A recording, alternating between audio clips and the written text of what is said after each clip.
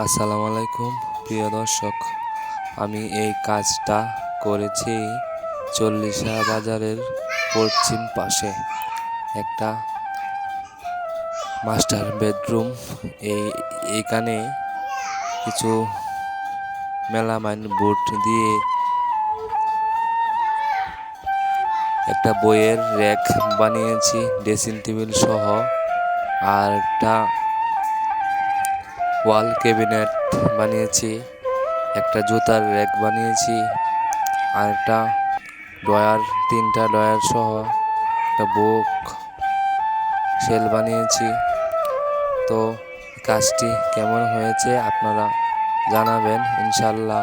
আশা করি আগামীতে আরও ভালো ভালো ভিডিও দেওয়ার চেষ্টা করব। সবাইকে আসসালামু আলাইকুম।